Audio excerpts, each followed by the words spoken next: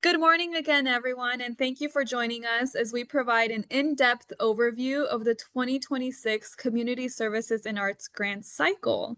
Thank you all for being here today. As I mentioned a couple of minutes ago, this meeting will be recorded, so if at any point you have to hop off or you'd just like a refresher, it'll be available on our website starting at the end of the day today.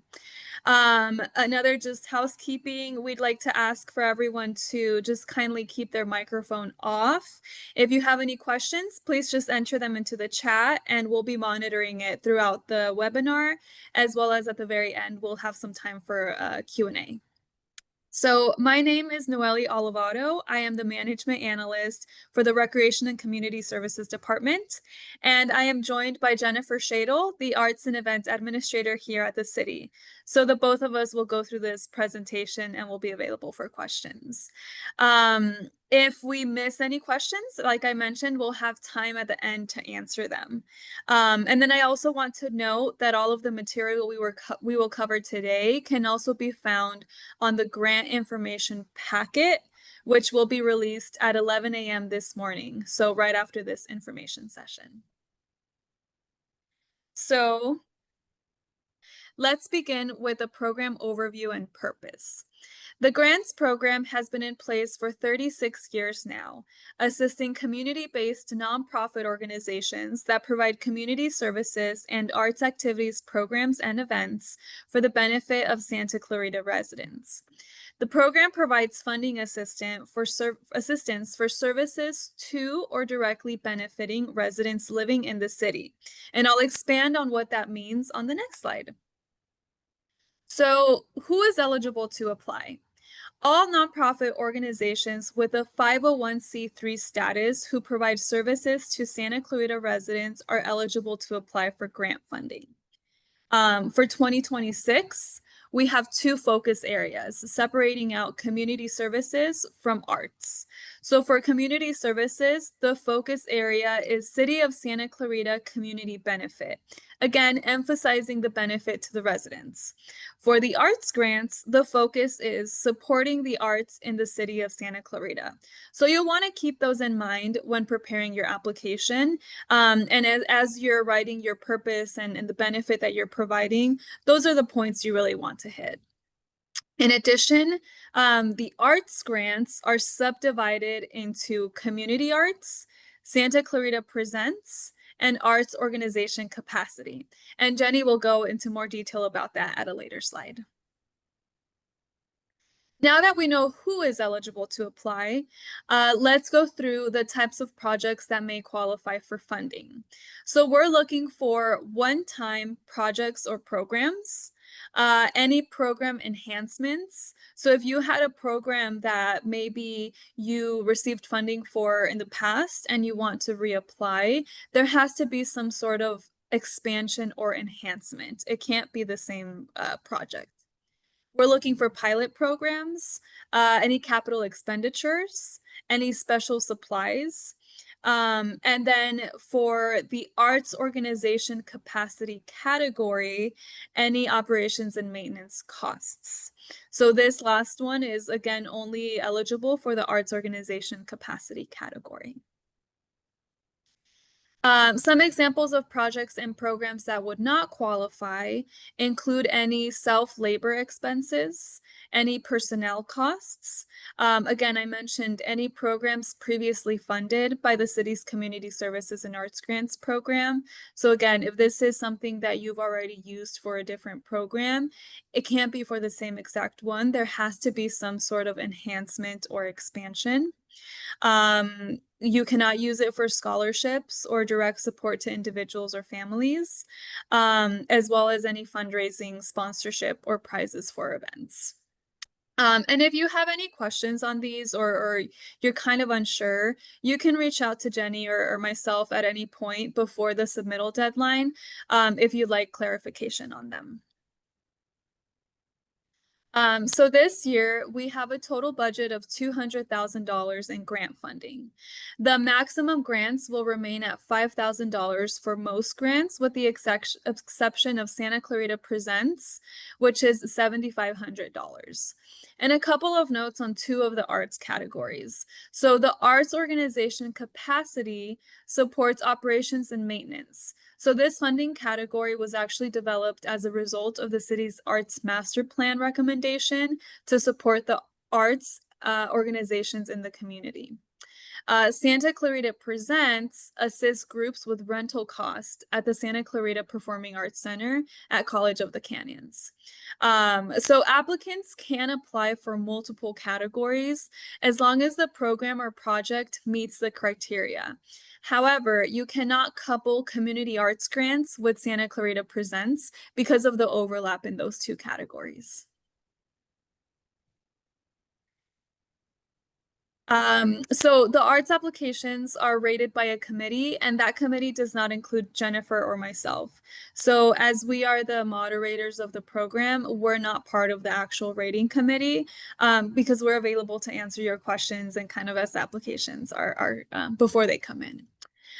So each category is weighted differently. And I have to say, oftentimes we see the difference between being funded and not being funded just boils down to a couple of points. So I would recommend to take each category seriously and make sure that you're hitting points in every single category. So there are 100 points possible, and this is how they're broken down. The organization's background is 15 points. The proposed project and goals and objectives are 25 points.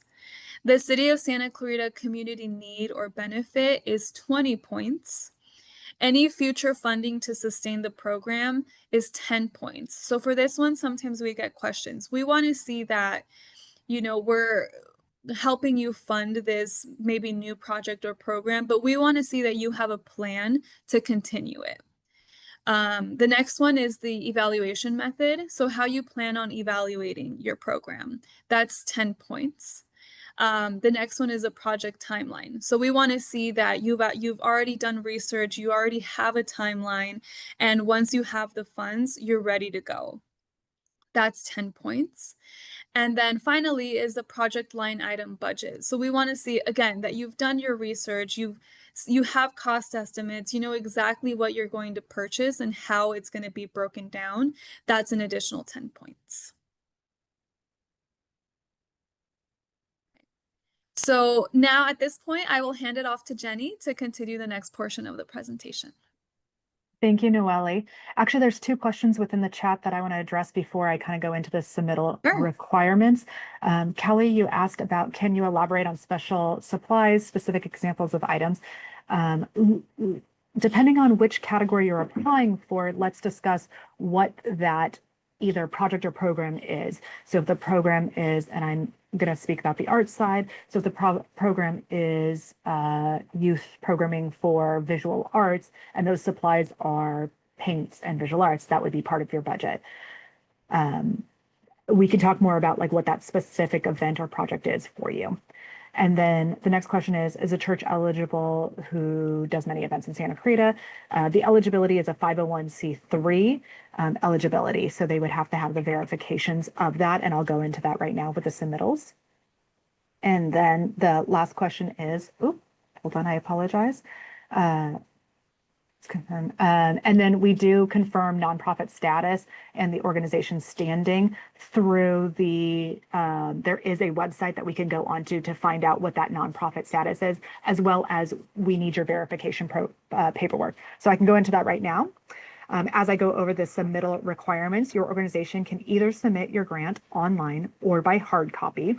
Either option will have the following components: project proposal narrative, like Noelle has discussed, project budget, board of directors list, and for only the arts grants, data arts or an organizational budget, and an optional promotional attachment. Again, as Noelle discussed previously, the 3-page maximum project proposal narrative has 6 categories. The funding committee will be rating. Our recommendation is to write a concise proposal narrative that aligns with the eligibility criteria to focus on the core idea of your project or program. Review your narrative carefully and have someone else do the same. And lastly, highlight key terms to increase the clarity and effectiveness of your proposal. As you can see on this slide here, the verification documents would be the 501c3 as well as the tax verification forms that will be uploaded onto your application online. If you are a new nonprofit and have submitted your information to become a 501c3, please contact us so that we can note within the application your pending status that you don't have a tax verification at this time, but it would be coming within that time period.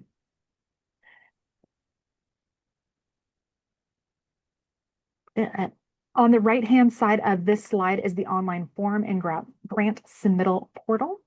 On the submission webpage, you will see the top portion is the fillable form, and then the upload section of the submission package and verification documents is in the middle. These uploaded documents can be either PDF or Microsoft Word documents, but can't exceed 25 megabytes.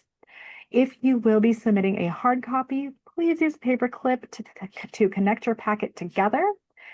And as we will continually tell you this, the deadline for online and hard copy submissions is strictly enforced. That date is Wednesday, October 22nd at 5 p.m. It will be on the website. It'll be at the end of this presentation. It is strictly enforced. Successful grant recipients will be notified in January of 2026. At this time, city staff will contact you to enter into a grant agreement. The city may require proof of insurance with the agreement. At that time, the grant funding will need to be expended in the 2026 calendar year with a record of funds to be submitted with the final report. That final report. There we go. The final report will include quantitative information and receipts of your eligible expenses. This report is due within 3 months of completing the project or program. Failure to submit the final report and or provide receipts for eligible expenses will result in the city's requesting the grant funds back. If you received grant funds for this calendar year, 2025, and will not complete the project by October 22nd of this year, you may still apply for the 2026 grant cycle. Your final report for the past grant will need to be turned in within 3 months of your completed project or program. If your project or program expenses finish in December of this year, your final report is due within 3 months of that completed project. The city may request information on the proposed project and organization, recommend funding below the amount requested, and has the right to conduct a program or physical site visit. Your organization may use the city seal for marketing with approval. That approval can be emailed to me or Noelle. If you are reapplying, your organization must have met all grant conditions and submitted the final report during the most recent grant period. The timeline for grants application process will start today with the deadline on October 22nd at 5 p.m. The funding committee will review all applications and rate in November, and final funding approval will be in January with the city council. Thank you, and Noelle and I are here to answer any questions that you may have. And it looks like we have a bunch. So Noelle, do you want to go down the list? And Yeah, okay. of course. Yeah, so I believe we left off on the nonprofit status. So we're looking for the official 501c3 document, which comes from the IRS. So it's essentially it's a tax document stating that you are in fact a 501c3. Again, if you're working on that and don't have the actual document yet, just let us know, reach out and let us know that you're working on it so we can make a note in your application. There's a question for what's a good email to contact. Our emails are listed on this page as well as on our website, as well as our phone numbers. So feel free to reach out through email, through phone number, whatever the best way for you to contact is. And we're here to answer any questions. Next question is the website the California Attorney General and or the Franchise Tax Board? This is probably referring to the 501c3 status. Jenny, do you have that? We just look for the document. We look for the document. So you would Yeah, provide that document within your application process, and it should have your status on that. Or is this insert? okay. And we can discuss that a little bit more Yeah, if your documentation isn't in one or the other of these websites. right. Okay, next question. Are 501c3 organizations that serve the County of LA broadly, including City of Santa Clarita residents, eligible to apply, or must proposals specifically serve and or be located within the city?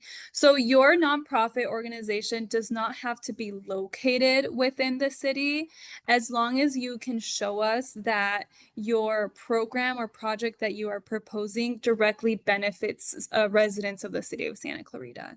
So as long as you can speak to maybe you're hosting programs in Santa Clarita, maybe maybe you take addresses or whatnot from your participants or beneficiaries that you can show that they are in Santa Clarita. So again, you don't necessarily have to be based here, but the benefit has to be for residents of the city. Can we get a copy of the recording and the slides? Yes, so this presentation is recorded and we will be posting it on our website by the end of the day today. Can you please send the link to upload all the documents for last year's grant? Yes, everything I'll do should that right be now. okay, I'm on it. great, I'll, thank you. yep, keep going. Can you elaborate on what you are looking for in the evaluation portion of the proposal? Yeah, so we're looking for how are you evaluating yourself, right? So you have a goal for this program. What are the metrics that you're using to see whether you've met this goal, right? If your goal is to provide food for 500 people, what metrics are you using to measure that? Essentially is what we're looking for.